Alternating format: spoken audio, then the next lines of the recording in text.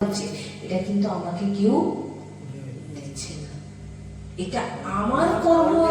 আমি তাহলে আমি সামনের ব্যক্তিকে কি বলবো যে তোমার জন্য আমি কাঁদছি? কোনো ব্যক্তিকে কেউ কখনো কাঁদাতে পারে নিজের যদি কর্ম ঠিক না থাকে? হয়তো আপনি এখন কিছু করছেন না, আমি মানছি, গুরুজি বলছেন আমি মানছি, কিন্তু আপনার সেই যে কর্ম আপনাকে এখন এসে ভোগাবে।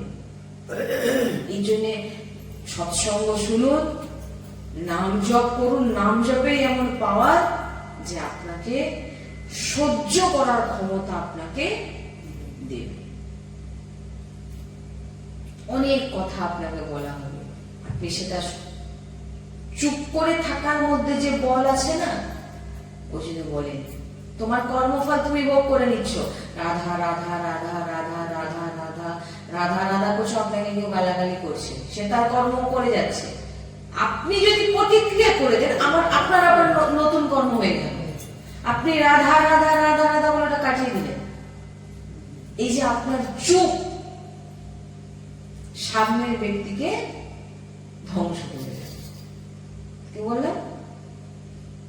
সামনের ব্যক্তিকে ধ্বংস করে দেওয়ার, আপনি যে কর্ম আপনার ছিল সেটা আপনার ভোগ হয়ে গেল, আর এই নাম আপনাকে সেটাকে সহ্য করিয়ে দিল। কারণ নামেরই সামর্থ্য আছে যে আপনাকে ধৈর্যবান। আপনাকে একটা কথা বলে নিজের কোনো কন্ট্রোলই নেই, কেউ একটা কথা বললো তার সঙ্গে ঝগড়া করছে, এটা আমাদের ভক্তের চরিত্র, এটা হয় না। আর যখন তিলক থাকবে, গলায় কঞ্চি থাকবে, আপনি কাউকে কখনো গালাগালি করতে পারবেন না। কেন পারবেন না? আপনি যখন কাউকে গালাগালি দেন, আপনাকে কেউ গালাগালি দেবে না। গালাগালিটা কাকে দেবে বলুন তো? আপনার ইষ্টকে দেবে। দেখো না কিরকম ভক্ত সেজেছে, বলবে কি বলবে না? দেখো না কিরকম ভক্ত সেজে কিরকম ঝগড়া করছে, তার মানে কাকে গালাগালি করছে? ইষ্টকে। তখন কিন্তু আরো বেশি অপরাধ। গুরুজি এই জন্য বলছেন ভক্তি কি জিনিস বোঝো, ভক্তি কি আগে জানো। নিজেকে ভক্ত বলার আগে ভক্তদের চরিত্র পড়ো, ভক্তদের চরিত্র শোনো, ভক্তের চরিত্র কেমন হওয়া উচিত, তবেই না তুমি নিজেকে ভক্ত বলবে। আর ভক্তকে কখনো কেউ নিজেকে বলে না, নিজেকে তো বলে পতিত। পিওর ভক্ত যে হয় সে নিজেকে কি বলে? আমি পতিত।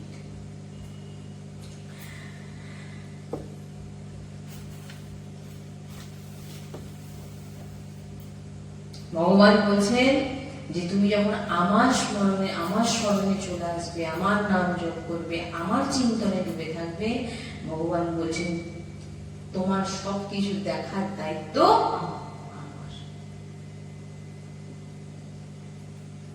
সাধু সন্তের চরিত্র, ভক্তের চরিত্র কেমন হয় জানেন? পুরীতে মাধব দাসজি, বাবা মাধব দাসজি, তিনি অনেক বড় সন্ত হয়েছেন। তিনি সাধু সন্তদের একটি থেকে তিনারা মাধুগিরি করে পান, আর মাধুগিরি করে যেটাই পাবেন সেটা জগন্নাথ ভগবানকে ভোগ দেখিয়ে পাবেন। ভগবানকে ভোগ দেখিয়ে যে জিনিস পাবেন সেটা কিন্তু পাপ গ্রহণ করছেন। কেউ বলতে পারে আমি ভেজিটেরিয়ান খাই, আমি নিরামিষ খাই, নিরামিষ খেতে পারো, কিন্তু তুমি প্রসাদ পাও না, ওটা কিন্তু পাপ, ভগবান গীতাতে বলেছেন। এবার এখানে বলছেন যে মাধব দাসজি যখনই মাধবগিরি করতেন, সকালবেলা মাধবগিরি করে এনে জগন্নাথ ভগবানকে ভোগ দিয়ে প্রতিদিন পেতেন। তো একদিন এমন একটি মাতাজির ঘরে ঢুকে গেছেন। দেখুন ভক্তের চরিত্র কেমন হয়। ভক্ত সবসময় সবার মঙ্গল করে, সন্ত সবসময় সবার মঙ্গল করে, কখনো তার খারাপ চায় না। আপনি তিলক সেবা করেছেন, গলায় মালা নিয়েছেন, আপনি কারোর ক্ষতি চাইতে পারেন না। তার যে যদি চায় তাহলে আপনি কখনো কোনো অ্যাঙ্গেল থেকে আপনি ভক্ত নন। মাধব দাসজি মাধবগিরি করতে গেছে, মা ভিক্ষান দেয়নি। এবারে ভিতরে মানে ঘরে ঝগড়া টগড়া চলছিল, তিনি এখন ঘরে নেতা দিচ্ছিলেন, মানে ওটাকে কি বলে, মুড়ছিলেন। এখন সেই কাপড় মোছাটা বলে দেখো সকালবেলায় চলেছে বলে বলে মানে নিবে তাই নেবে সেই সেই সেই নেতাটাকে ছুঁড়ে মেরেছে। মাধব দাসজির হাতে এসে পড়েছে। মাধব দাসজি বলছেন যেমন জগন্নাথজির ইচ্ছে, তিনি ওটা নিয়ে চলে গেছেন। এইবারে চিন্তা করছেন এটা তো জগন্নাথজিকে ভোগ দেখানো যাবে না, আর সাধু সন্ত বৈষ্ণব কোন ধামে যখন কেউ কিছু দেয় দান করে তার যে কোনো রকম মঙ্গল কিন্তু যে জায়গায় দিচ্ছে সে কিন্তু করবে, এটা জেনে নিন।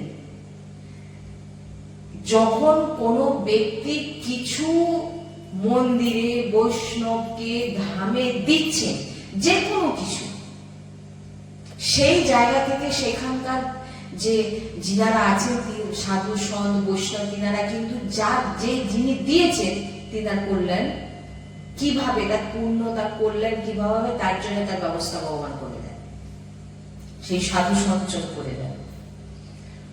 তো মাধব দাসজি এখন বললেন যা হোক তো আমাকে দিয়েছে, পোছা হোক আর যাই হোক তো দিয়েছে, তিনি নিয়ে নেবে। তো জগন্নাথ ভগবানকে ভোগ দেখানো যাবে না, কিন্তু ওর কল্যাণটা কি করে হবে, কারণ সে যা হোক তো কিছু একটা দিয়েছে।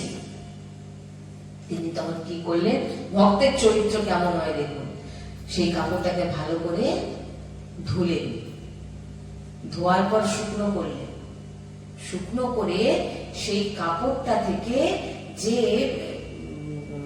যে সব কাপড়ে যে সুতোগুলোকে সব টেনে টেনে তিনি বার করলেন, বুঝতে পারছেন, সুতোগুলোকে বার করে দিলেন, দিয়ে ভালো করে সব সুতোগুলোকে পাক দিয়ে ছোট ছোট একটা একটা করে বাটি তৈরি করলেন, ঘিয়ে ডুবিয়ে জগন্নাথ ভগবানকে দীপ জ্বালালেন।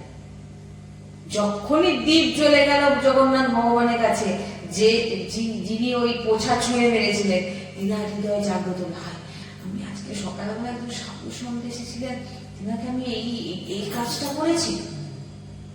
এই যে তার ভিতরে যে ভাবনাটা, এতে তার কল্যাণ হয়ে গেল।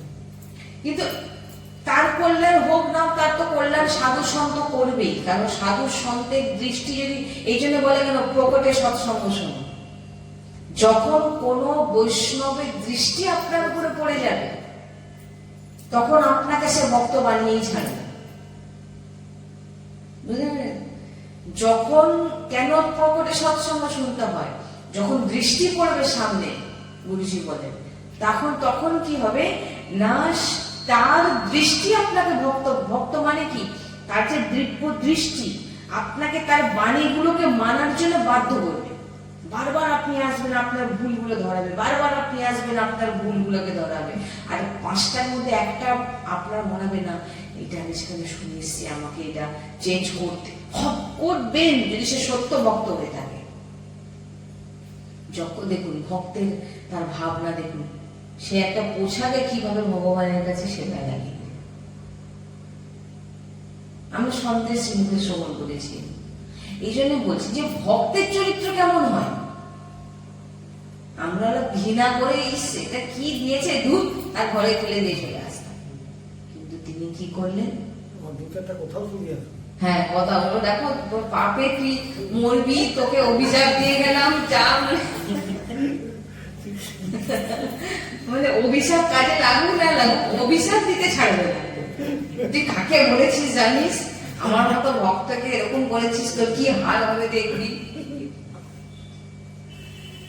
এরা কখনো ভক্ত হয় না, ভক্তের ভাবনা কখন এমন হয় না।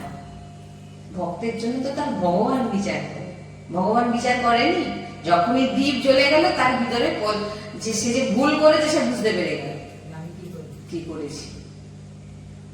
দীপ জ্বলছে কিভাবে দেখুন, কিভাবে ভগবানের কাছে অর্পিত করলে, ধুলে তার ভিতর থেকে সব সুতো বার করে তাকে পাক দিয়ে ছোট ছোট করে প্রদীপ জ্বালিয়ে দিলেন।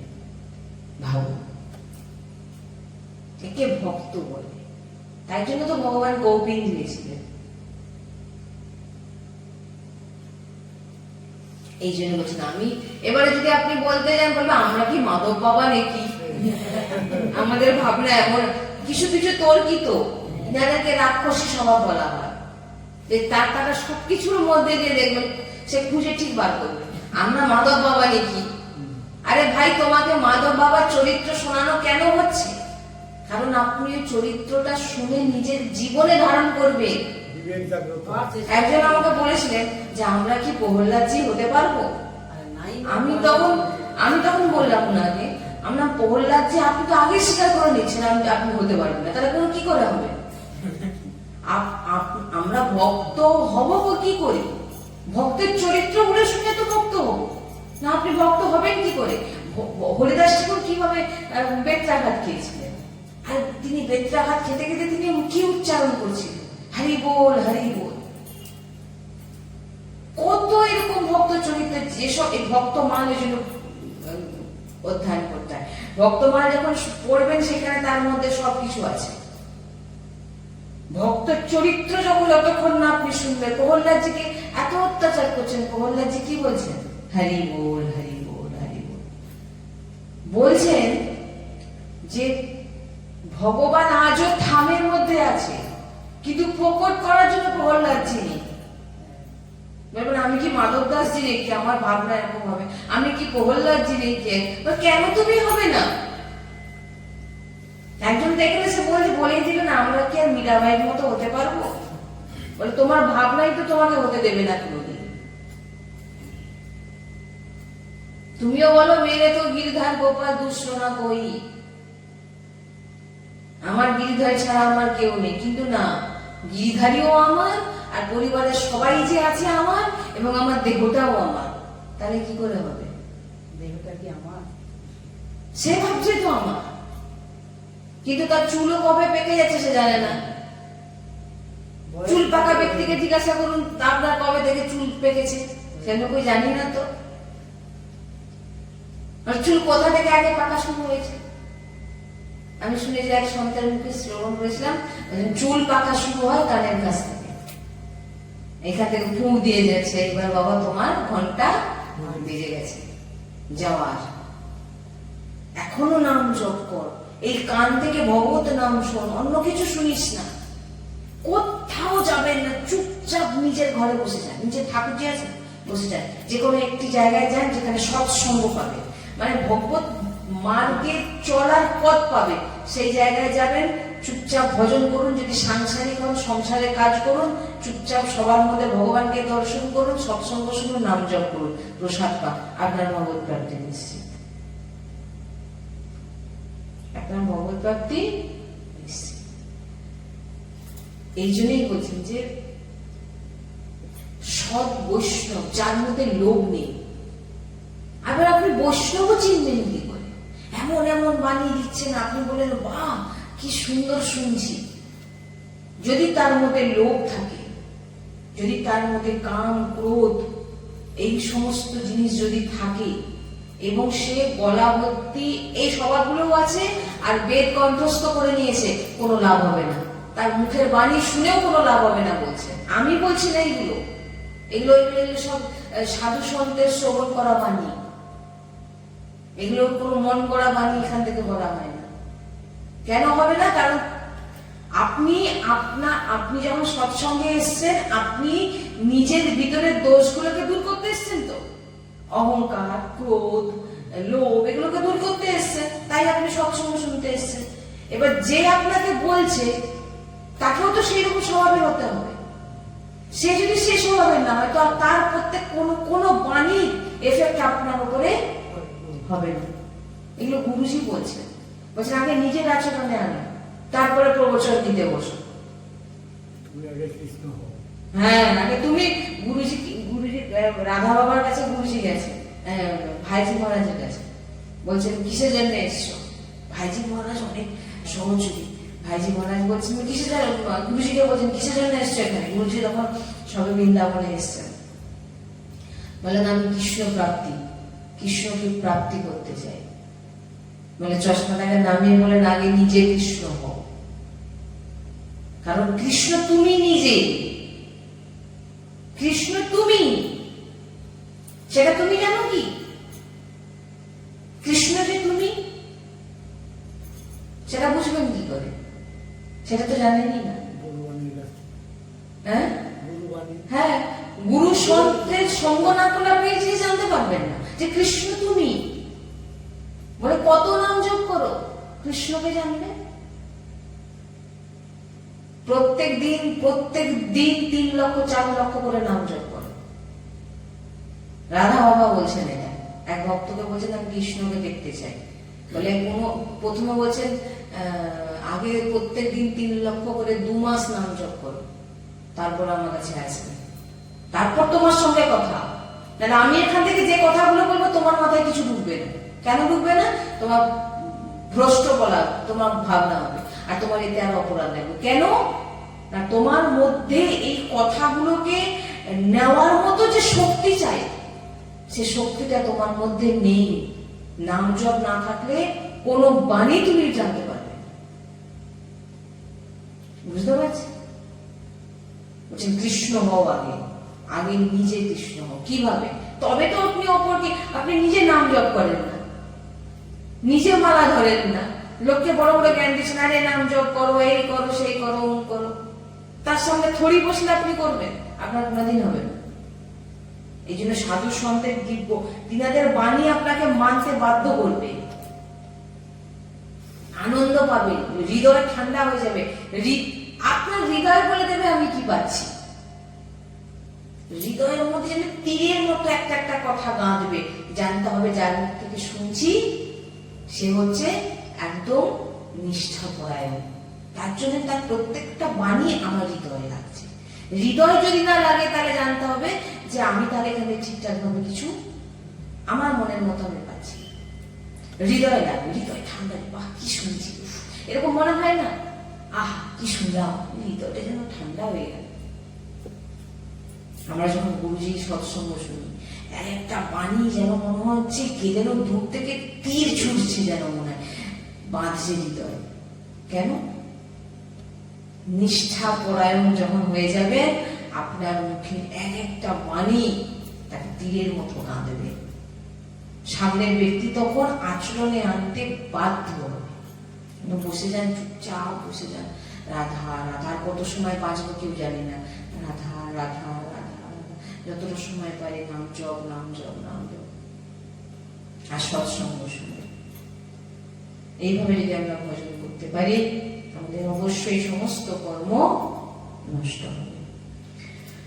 শ্রী রাধা বল্লভ লাল কি জয়, সদ্গুরুদেব ভগবান কি জয়, वृंदावन बरसाना धाम की जय, महाप्रभु श्री हरिवंश चंद्र जी महाराज की जय।